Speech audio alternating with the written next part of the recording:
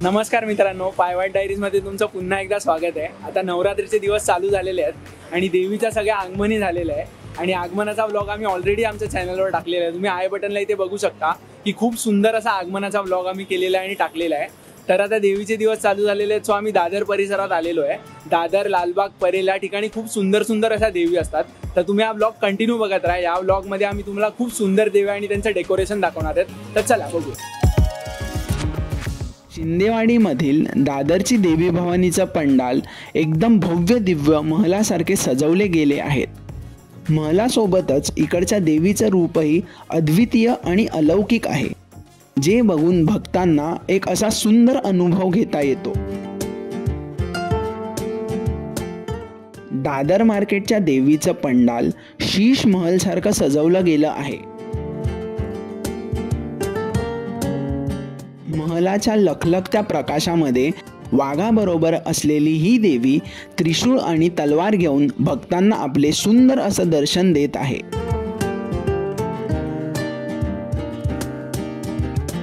श्री दुर्गादेवी नवरात्री उत्सव मंडळची सजावट खूपच अद्भुत आणि अविस्मरणीय केली गेलेली आहे।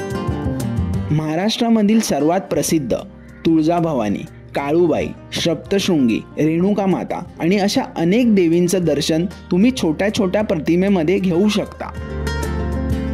ह्या भव्य सजावटीमुळे तुम्हाला अनेक देव्यांचं दर्शन एकाच मंडपात घेण्याचा असा अनोखा अनुभव मिळतो।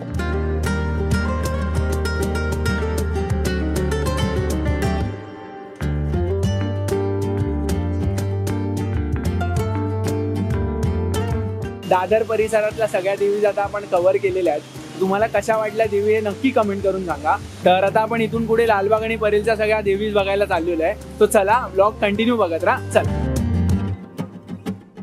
परेलमधील सर्वात प्रसिद्ध असलेली देवी म्हणजेच परेलची देवी। ह्या वर्षी इकडची सजावट आपल्याला दगडी देवळासारखी बघायला मिळते।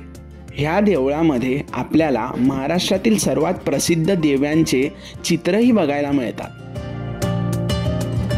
आणि देवळाच्या मधोमध उभी असलेली ही 8 हातांची देवी आपल्या भक्तांना दर्शन देत आहे।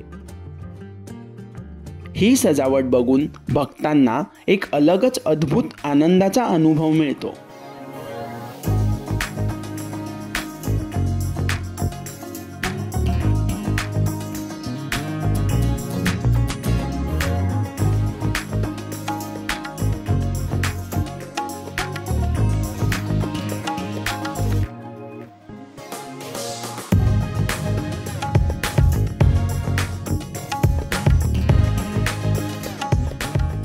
मुंबईमधील सर्वात प्रसिद्ध असलेली देवी लालबागची माता म्हणजेच आपल्या लाडक्या मुंबईच्या राजाचं हे मंडळ।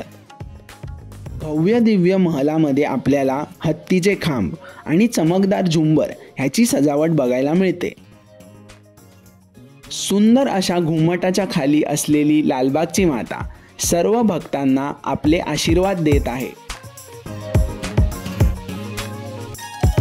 चिंचपोकळीची आई भवानीचं मंडळ म्हणजेच आपल्या लाडक्या आणि आवडत्या चिंतामणीचे मंडळ एकदम सुंदर आणि कलात्मक पद्धतीने सजवले गेले आहेत। सिंहावर विराजमान असलेली देवी आणि तिचे मुख्य खूपच विशेष आणि मनमोहक दिसते।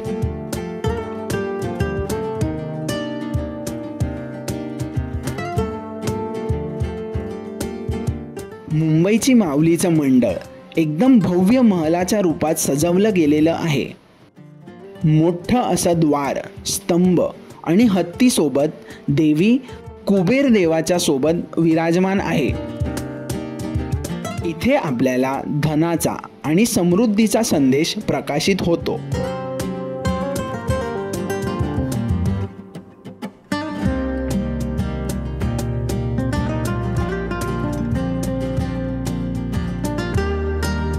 मुंबईच्या आई भवानीची सजावट यावर्षी सुंदर अशा विष्णूच्या अवतारात सजवली गेलेली आहे। देवी बरोबर विष्णूचा अवतार नरसिंहाचं रूप आपल्याला बघायला मिळतं, जे भक्तांना एक अनोखा असा अनुभव देतो। भक्त देवी बरोबर भगवान नरसिंहाचं दर्शनही घेत आहेत।